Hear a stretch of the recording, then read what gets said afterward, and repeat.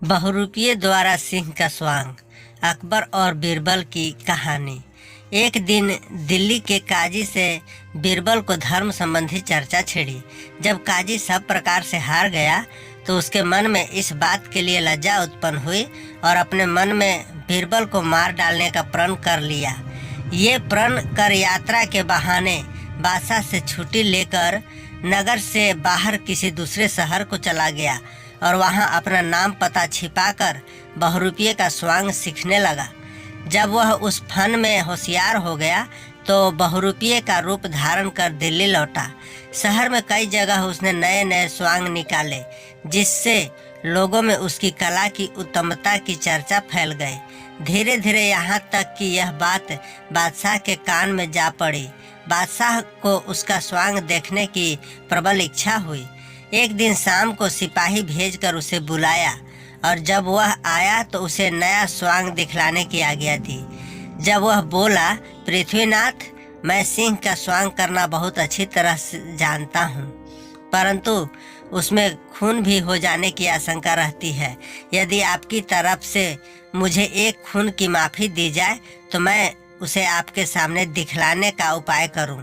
स्वांग के समय वहां पर दीवान का भी रहना अत्यंत आवश्यक है। बादशाह ने उसे एक खून की माफ़ी दे दी।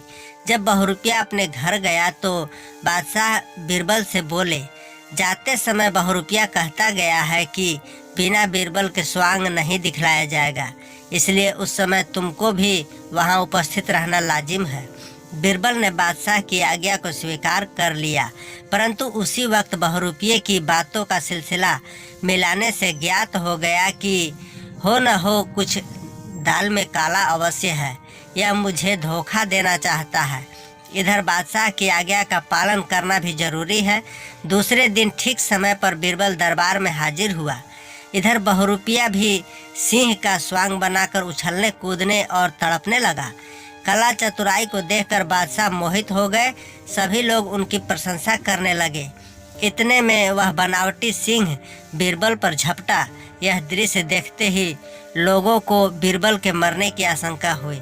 बहुरूपिये ने बीरबल को मार डालने के विचार से अधिक परिश्रम किया, परंतु मारना तो दूर रहा, उसके बदन से एक बूंद खून भी बाहर नहीं निकाल पाया।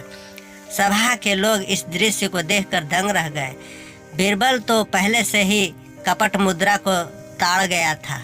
इस वास्ते कुर्ता के नीचे सुदृढ़ कवच पहन कर आया था, जिससे बहुरूपिये का कोई अस्त्र उसके शरीर को जख्म न पहुंचा सका। बादशाह बीरबल को जीवित देखकर अति प्रसन्न हुए। बात छिपाने के अभिप्राय से बीरबल ने उस बहुरूपिये की बड़ी प्रशंसा की। बादशाह ने बीरबल से पूछा, इनको क्या इनाम देना चाहिए?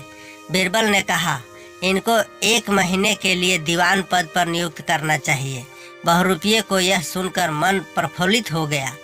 बीरबल ने कहा, जो सती का स्वांग ठीक ठाक करके दिखलाए तो ऊपर की शर्तें मानी जाएगी, अन्यथा नहीं। बादशाह ने इस बात को अपनी जबान से दोहराकर बहुरूपिये को कहा, जो तू कल सती का सही सही स्वांग कुशलता पूर्वक दिखलाएगा तो तुझे 1 वर्ष का दीवान पद दिया जाएगा, और यदि चूक जाओगे तो प्राण दंड दिया जाएगा। बहुरूपिये ने इस बात को स्वीकार कर लिया। दूसरे दिन उसी समय सती स्त्री का स्वरूप धारण कर दरबार में हाजिर हुआ। बीरबल ने भी उनकी दवा दारू का इंतजाम पहले से ही कर रखा था। वहाँ कोयला का एक कुंड पहले से ही दहक रहा था। कुंड को देखते ही बहुरूपिये का होश ठिकाना न रहा। उसने समझ गया कि कल का प्रतिशोध करने के लिए ही बीरबल ने यह खुराफात खड़ा किया है। अब इससे बचकर बाहर निकलना कठिन है। बिना अग्नि में बैठे बाहर निकले यह स्वांग पूर्ण नहीं हो सकता, और कुंड में गिरा, प्राण विसर्जन हुआ। उसी समय डावाडोल हो गया। उसके मन में आया कि अपना भेद बादशाह को प्रकट कर दे, परंतु फिर अनेक कठिनाइयां उपस्थित होने की संभावना सोचकर चुप हो गया। अंत में जब सती का स्वांग दिखलाते दिखलाते अग्नि में प्रवेश का समय आया तो उसमें कूदकर प्राण त्याग दिया। उसकी मौत से जो लोग असली भरम नहीं जानते थे बहुत दुखी हुए, परंतु बीरबल को उसके चतुराई का भेद मालूम हो गया था, इसलिए उन लोगों को समझा दिया। इतनी ही नहीं बल्कि बादशाह के सामने कई साक्ष्यां दिलवाकर अपनी बात प्रमाणित करवा दी। बादशाह बीरबल की युक्ति से प्रसन्न हुए और उसकी नीति पूर्वक छल से शत्रु के मारने की चाल उन्हें बड़ी पसंद आई और भूरी भूरी प्रशंसा करने लगे। वे बुद्धि की सराहना करने लगे। दोस्तों, कैसी लगी आपको ये अकबर और बीरबल की ज्ञान और हास्य से भरी कहानी? कमेंट करके जरूर बताइएगा और अपने दोस्तों और परिवारों के साथ शेयर करना न भूलें ताकि वे भी इस कहानी का आनंद ले सके। धन्यवाद।